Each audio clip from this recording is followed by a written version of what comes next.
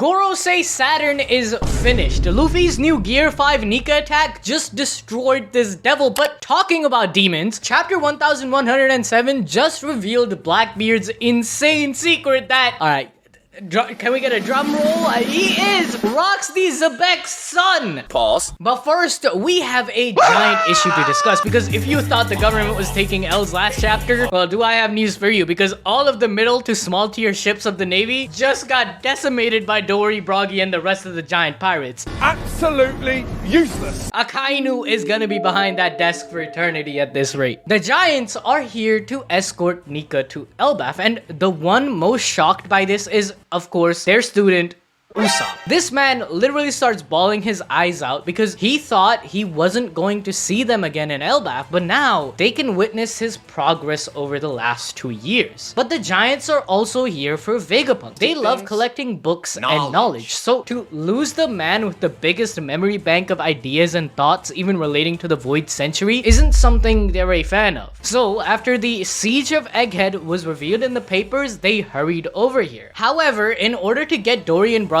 help in leaving the island, the Straw Hats have to figure out a way to stop the Sunny, because Brook froze the clouds and they're slipping into the laser barriers. Lilith, though, seems to have a plan that will stop the ship's freefall. Meanwhile, on the main battlefield with Saturn and Kizaru, we finally get the long-awaited interaction between Bonney and Nika. Luffy asks her, why the hell does she keep staring at him all weird? To which she responds by saying that she had been looking for him for so long. For Luffy, he thinks she's talking about him, whom Bonney had just interacted with moments before Saturn's arrival. He gets even more confused when Bonney calls him Nika, as this is literally the first time anyone has referred to him by this name. The only person in the crew who even knows about Nika is Jinbei from his fight with Uzu. Luffy doesn't care about none of this Nika business though, as he is interested in showing Bonney how to actually do a Nika punch. So he winds his arms back and yells out a brand new attack. Gum Gum Booming Dawn Gatling. This thing is just a barrage of Gear 5 hockey-infused punches that have the speed of Snake Man and the strength of Bound Man. It completely takes the Gorosei off guard and is so strong that Saturn gets flung across the entire island. Like, mind you, Saturn is a big guy. Like, he makes Bonney and Sanji look like toys next to him, and Luffy effortlessly got past his defenses and knocked him back. Furthermore, you know that head explosion soul freeze attack Saturn used on Sanji and one of the fodder marines? Well, he tried that on Luffy too, but it literally had zero effect. Luffy has truly cemented himself as an emperor with these feats. Like, just a few moments ago, he was fighting an admiral. Now, he's going against a Gorosei. What the this dude is broken! Now, it's time for our weekly stock market recap. First, Luffy stocks have been on the rise like always. This isn't new news. It's up over 300%. We've known this. Oda loves glazing Luffy. But what about Zoro? Wait.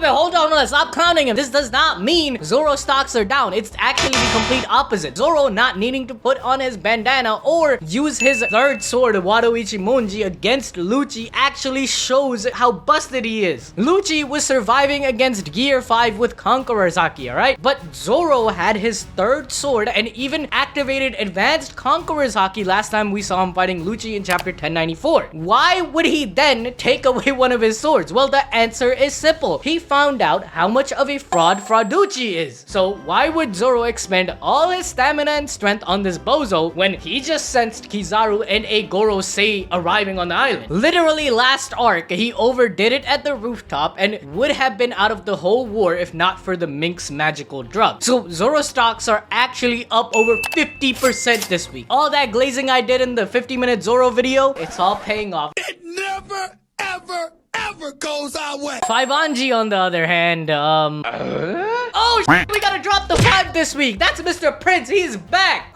Oh, come on! You gotta admit this is cool! Yup, Sanji finally gets a W as he swipes away a laser beam from Kizaru. Frankie, being a scientist, is shocked as hell because this proves Sanji is beyond light speed. Not only was he able to perceive the attack from Kizaru using observation haki, but he reacts at that pace too. Like, this is broken. Of course, he was able to blow away the beam using haki, or as Sanji likes to call it, his love. Wait a minute. Wait, hold on. Who was he protecting again? Oh, he was protecting Bonney. So is he trying to say that his love for Bonney, a 12-year-old child, is strong enough to whack away light? Yeah, his stocks are up, but we're still calling him 5 Anji. It's not looking good, Bev. Finally, we have the weekly dragon update. As always, the numbers on this guy are in free fall. Monkey Deadbeat Dragon is still looking east, sipping on that wine, while all of this is going on in Egghead. But this week, I couldn't sit back. If Dragon won't come, then I will go pick him up myself. So I climbed over mountains. I walked through the desert. I heard the wind. Dragon is right there. I can feel it. Oh my god, bro. Hell no, man. What the fuck, man? Get your ass on, boy. He's definitely over that tree. I am suffering. It's hard to take. How many years? Coming back to the chapter, we see where Saturn landed. He is right in front of Katarina Devon and Van Arger. We have been predicting the involvement of the Blackbeard pirates for months, and it turns out their mission was actually Saturn himself. Katarina has the Inu Inu no Mi model 9-tailed fox. It's similar to Mr. 2's Mane Mane no Mi, where whoever she has touched, she can impersonate and turn into. Even their clothing is copied. Now, I don't have to explain that just how busted this power could be. The entire reason Kaido won against Odin was because of impersonation. Luffy surviving in Impel Down and leaving was because of impersonation. Like, the entirety of Alabasta's fall was because of the Mane Mane no Mi. And a strategic player like Blackbeard having the face of a Gorosei under his belt will be devastating to the world. Blackbeard now has the Zo and Wano poneglyphs he acquired from Law. He also likely has Big Mom's red poneglyph, considering Kuzan and Van Arger wrecked havoc there. Like, that episode was peak, bro. Kuzan's aura, oh my. Also, by the way, this guy Van Ogre, he is broken. Like, he was one-shotting Cracker's soldiers. Luffy fought Cracker for 12 hours and only won because of Nami's help, and that was with Gear 4. And this guy Van Arger was popping heads like he's Chamber. Back to the Blackbeard glazing. Blackbeard has also captured Pudding, who can read these poneglyphs, and also Garp is in his possession as a bargaining chip with the Marines. Furthermore, we find out that the little rat Karibu is a massive fanboy of Blackbeard. He's like Barto is to Luffy, completely fawning over the Blackbeard pirates, and at the end of the chapter, it's looking like he will escape Egghead alongside Van Ogre and Katarina. Meaning, Teach is also getting the location of 2 ancient weapons, Poseidon and Pluton. He's gonna be unstoppable after this arc. No wonder Oda is giving Luffy a whole pacifista army. But the biggest reveal in this chapter was Saturn exposing Blackbeard's secret, being his lineage. This was probably told to the Gorosei by the wielder of the Rat no Mi, the Snitcha himself, Shanks, in chapter 907 when he was talking with the Gorosei. But what does this actually tell us about Blackbeard? Sid, I think it's time for one of my balls deep theory. You really want to talk about that crackpot theory? And you call me delusion for believing in dragon? Say that again. What do you think this is? Ready?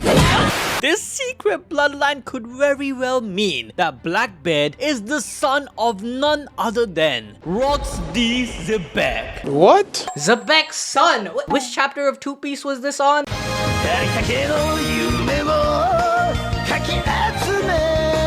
Listen, my friend, the connection between these two is spat out clearly. Even in chapter 1107, Blackbeard's goals are confirmed to be the same as Xebec's, of wanting to take over the world. He also, like Xebec, recruited unruly strong pirates under one rule. Even Saturn didn't expect the level 6 Impel Down prisoners to follow another person, but like Shiki, Big Mom, Kaido, and Whitebeard, they followed a person who had big ambitions and a big promise, which is to topple the world government and to rule the world. You're smoking crack. Stop. So you're telling me Luffy is Roger's son because he's following a similar path? No, Sid. You saying this actually supports my theory because Blackbeard is the antithesis to Luffy. He is the dusk to the dawn. Blackbeard's relationship to his father is a play on the different paths a child takes from their parents. Like Ace despised his father and rejected the path given to him by his adopted one. Luffy found mentorship in Shanks and, like his brother, became his own person. However, Blackbeard represents the opposite. Someone who isn't an individual but became the extension of another. This is highlighted with Blackbeard's naming his ship the Saber of Xebec, with both the Jolly Roger having the trademark of the jawless three-teeth gull. He was born after the legends of Rocks, whose existence was successfully hidden to the masses, unlike Roger. Not even high navy commanders like Hina knew of Rocks. So how did Teach? Unless he is his son. Blackbeard is here to complete Xebec's dream, as like Luffy, he believes dreams are treasures, which will manifest into reality. Okay, let's imagine Blackbeard is Xebec's son. Then why didn't the government just kill him after God Valley? Like, who protected him all these years? His father, Sid. His father. Wait, didn't Rocks die in God Valley 38 years ago and Blackbeard didn't meet Whitebeard until 28 years ago? So he was alone for 10 years. Bro, what are you talking about, man? Look. You obviously aren't using your balls deep observation hockey. Because in chapter 1096, we learned one of the reasons for Rock's attack on God Valley was that something was taken from his island. Around this time, Blackbeard would have also been a year old, and in his Vivre card, it stated he was born somewhere in the Grand Line, meaning he could have been born in Fullerled and was taken to God Valley. My theory is that they targeted Rock's wife and son because of their special lineage. Like Kuma, they must have been from a close-knitted race or descendant of Joy Boy's crew, hence the D in their name. Either that or they were, just targeted because of Rock's actions. If Rocks is his father, then why is his name Marshall and not Rocks? Bro, come on. Rocks married a D like Roger. And in parallel to Ace, who represented the light and fire, Blackbeard, who represents darkness, also took on his mother's name, Marshall. This isn't 2-piece anymore, bro. This is 3-piece. Yusuf, you gotta stop abusing that 10% off Gamersubs code ABD. Come on, it's plain as day. The treasure stolen from Fullerled couldn't have been any devil fruit, as it would have been eaten straight away, and I doubt Rocks would have started war for something like that. Plus, this geezer was in his prime. You're telling me he ain't smashing bodies left and right? He's a murderer. But he's kind of cute. When Rocks heard that his son was taken, he made his move of attacking the government earlier than planned. In the end, he was defeated, but not before saving his son. However, unlike Shanks, Blackbeard was sent adrift to grow up alone. What kept him alive was his dead father, whose devil fruit ability allowed him to live as a spirit and possess his son. You're telling me Rocks is a demon? Who was behind this? Sukuna? He killed everyone in his verse, now he's after the One Piece universe. Okay, that makes sense. Yes, Sid. Look at his Jolly Roger. It's literally a demonic skull. He obviously had the ability of possession. I'm telling you, bruh, I'm onto something. This gave rise to Blackbeard's dual personality, with the third person being the spirit of the Zoan devil fruit. Once Rocks was dead and attached to his son Blackbeard, the soul of the three lived as one individual. Hence, they are them and not him.